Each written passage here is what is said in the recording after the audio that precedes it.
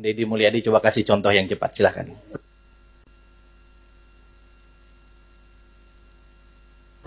Baik, pimpinan yang saya hormati, kita langsung saja. Kita tahu bahwa daerah-daerah hari ini mengalami penurunan dana alokasi. Bahkan ada beberapa daerah yang hampir tidak lagi memiliki kemampuan untuk memenuhi kebutuhan dasar pembangunannya karena dihabiskan untuk belanja pegawai. Ada pengangkatan P3K memiliki implikasi terhadap terkurasnya dana alokasi pembangunan dan DAU. Kemudian yang berikutnya, setelah itu dana DAK mengalami penurunan, terutama di bidang infrastruktur. Ini memiliki implikasi yang cukup luas terhadap kinerja pembangunan di setiap daerah. Kalau data-datanya kita sudah sampaikan lah, nanti tinggal dilihat. Nah, seluruh problem itu menurut saya harus segera diselesaikan dalam kerangka kerja, dalam rekrutmen kepegawaian P3K yang sesuai dengan kualifikasi yang dibutuhkan oleh daerah. Saya berikan contoh misalnya, tidak semua menurut saya seleksi untuk P3K atau ASN itu harus melalui pendekatan seleksi digital. Kenapa? Karena ada beberapa spesifikasi pekerjaan yang itu tidak perlu digitalisasi. Sopir truk sampah itu nggak usah seleksi ASN menurut saya. Tukang sapu itu tidak usah. Tukang taman tidak usah. Tenaga office boy tidak usah, tenaga pengamanan tuh tidak usah. Apa sih dampaknya dari rekrutmen ini? Yang pertama dari sisi rekrutmennya terjadi rekrutmen ASN dan P3K, tetapi di sisi lain kebutuhan yang dibutuhkan oleh daerah dan provinsi itu tetap dilakukan. Pada akhirnya ngangkat lagi melalui outsourcing. Ini pertama pendekatan. Kemudian yang kedua, bahwa BUMD pasti kualifikasinya nanti data disampaikan, ada sehat, ada dalam kategori sehat banget, ada yang dalam kategori tidak sehat. Yang tidak sehat kami lagi lakukan audit investigatif, kemudian nanti akan dilakukan dua pilihan, diteruskan atau ditutup. Nah, problem dari BUMD itu di daerah itu satu saja, BUMD diisi oleh tim sukses. Itu problemnya, sehingga profesionalismenya dikesampingkan. Rambu-rambu ini harus segera dibangun dengan baik. Terus kemudian yang berikutnya, ini Jawa Barat. Jawa Barat ini provinsi menurut saya paling aneh. Jumlah penduduknya hampir 50 juta, terbesar di Indonesia. Tetapi jumlah desanya kecil dibanding Jawa Tengah. Jumlah kelurahannya kecil dibanding Jawa Tengah. Jumlah kecamatannya kecil dibanding Jawa Tengah. Sehingga desa di Jawa Barat ada yang menanggung penduduk satu desa 150.000. Nah, komposisi dana desa, itu pendekatannya tidak seperti itu. Tetap saja pendekatan-pendekatan normatif daerah. Ini yang harus segera dilakukan evaluasi. Ini. Dan kemudian yang berikutnya adalah sudah juga semestinya Komisi 2 memelopori daerah desa yang sudah berubah karakternya menjadi kelurahan karena pertumbuhan industri. Harus segera dibuat kelurahan, tidak desa lagi. Karena pendekatan kewilayahan sudah tidak relevan lagi dengan jumlah penduduk yang tidak monokultur, yang sudah plural. Yang perlu dilakukan pendekatan birokratif bukan berdasarkan pendekatan politik. Ini yang harus dilakukan. Kemudian yang berikutnya adalah daerah menanggung beban apa lagi? Instansi vertikal seperti Kementerian Agama itu kewenangannya banyak banget. Ngurus madrasah diniyah, madrasah sanawiyah, madrasah aliyah, masjid, pondok pesantren. Tapi duitnya nggak bawa.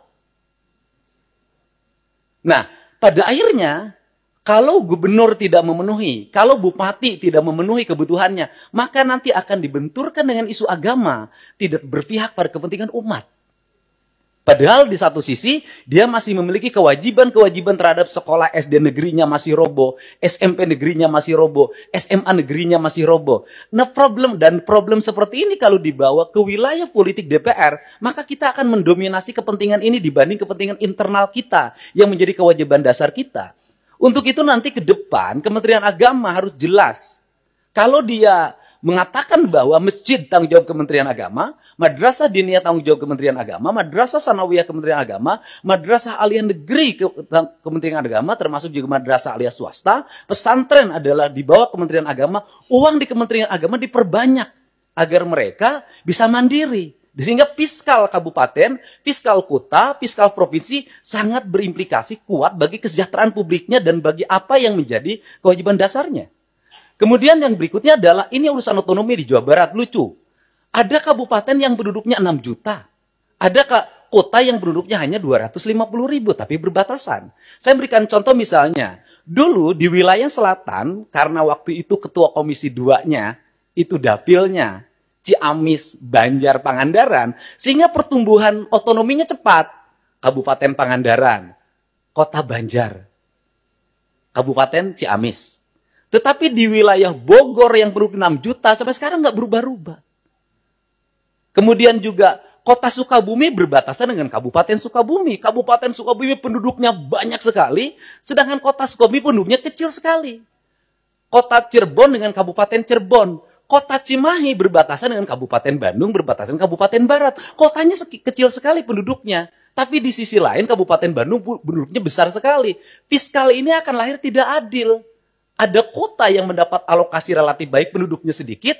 Ada kabupaten yang alokasinya tidak begitu besar, penduduknya besar. Pertanyaan saya adalah ke depan bisakah dibuat inisiasi penambahan jumlah wilayah untuk sebuah wilayah? Misalnya kalau Kabupaten Sukabumi susah sekali membuat daerah otonomisasi baru, bisakah sebagian dari wilayah Kabupaten Sukabumi diintegrasikan dengan kota Sukabumi, kotanya berubah jadi kabupaten? Ini percepatan untuk apa? Agar melahirkan rasa adil dalam percepatan pembangunan di Jawa Barat. Kemudian ke depan, bisakah dana alokasi umum standarnya bukan dari jumlah kabupaten, jumlah kota, jumlah desa, jumlah kelurahan? Bisakah standarnya adalah jumlah penduduk? Karena kalau pendekatannya hanya jumlah kota, jumlah kabupaten, jumlah kelurahan, maka Jawa Barat akan di bawah Jawa Tengah secara terus-menerus. Sedangkan beban residu akibat pertumbuhan industri berbatasan dengan ibu kota negara, berbatasan dengan Jakarta, itu memiliki implikasi luas dalam penanganan. Barangkali ini sebagai pengantar dari saya dalam pendekatan-pendekatan ke depan, dan ini amanah dari teman-teman di daerah. Semoga kebuntuan-kebuntuan ini bisa dilakukan percepatan-percepatan. Karena apa? Karena daerah diperlukan upaya-upaya kita untuk melakukan perubahan-perubahan, tidak boleh secara terus-menerus dengan pola monoton seperti ini. Nah, yang terakhir misalnya hari ini daerah harus beratraksi. Misalnya penurunan di sektor alokasi irigasi di BBWS. Itu kan harus ditutup lewat provinsi, karena itu kebutuhan dasar pertanian, kemudian daerah aliran sungai, dan itu berdampak pada banjir. Nah ini juga akhirnya kita banyak menutup. Kita ini, dan akhirnya berbagai kegiatan di daerah, itu berbagai kebutuhan di daerah yang sebenarnya itu menjadi kewenangan pusat, itu pada akhirnya juga ditutup lagi oleh daerah. Ditutup lagi oleh daerah. Ini barangkali sebagai gambaran umum, saya ucapkan terima kasih. Semoga pertemuan ini memberikan manfaat. Dan terakhir, tadi Pak Gubernur Kaltim mengatakan, Gubernur konten, alhamdulillah. Dari konten yang saya miliki, itu bisa menurunkan belanja rutin iklan. Biasanya iklan di Pemprov Jabar, kerjasama medianya 50 miliar. Sekarang cukup 3 miliar, tapi viral terus. Terima kasih.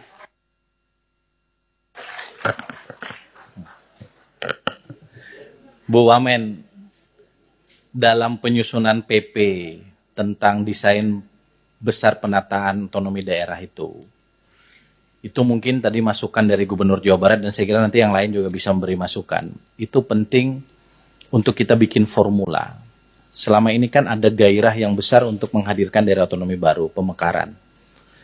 Tapi nomenklatur penggabungan dalam Undang-Undang Pemda, Undang-Undang nomor 23 tahun 2014 itu nggak pernah kita gunakan. Kita mekar terus, gabungnya nggak pernah. Nah, gabung selama ini selalu dikonotasikan dengan kabupaten yang ada gabung ke kabupaten yang lain. Itu kan ekstrim. Tapi pendekatannya bisa jadi beberapa kecamatan di sekitar daerah otonomi itu gabung karena daerahnya dekat. Tadi misalnya, ini kota Sukabumi, ini kabupaten Sukabumi. Kecamatan-kecamatan yang dekat dengan kota Sukabumi, di kabupaten Sukabumi itu gabung ke sini. Kan gitu. Nah, formula-formula ini menurut saya itu penting. Kami sekarang sedang meminta Kemendagri, Pak Gubernur, para gubernur, untuk menyusun PP itu. Karena itu menjadi formula kita untuk nanti menentukan bagaimana desain penataan daerah di Indonesia ke depan. Pimpinan, ada satu lagi yang ini menjadi kegelisahan. Adalah PPh 21, Pak. PPh 21 itu dasar pembagian bagi hasilnya berdasarkan di mana dia bayar. Industri yang ada di Jawa Barat, itu PPh 21-nya mayoritas di Jakarta. Sehingga dana bagi hasilnya untuk Pemda DKI. Pada residu industrialisasinya, resikonya, infrastruktur segala macam adalah tanggung jawab Pemda Jabar. Terima kasih, Pak. Pak Dirjen Keuangan Daerah itu dicatat, Pak. Termasuk dana transfer itu jangan di akhir tahun, Pak. Nanti kalau perlu nanti Dirjen Keuangan, Kementerian Keuangan atas izin pimpinan kita undang ke sini. Karena kalau enggak itu jadi silpa terus, seperti yang Kaltim dan semua nanti akan mengalami. Mereka dapat uang tapi nggak bisa digunakan. Nah, untuk apa? Kiri, kanan.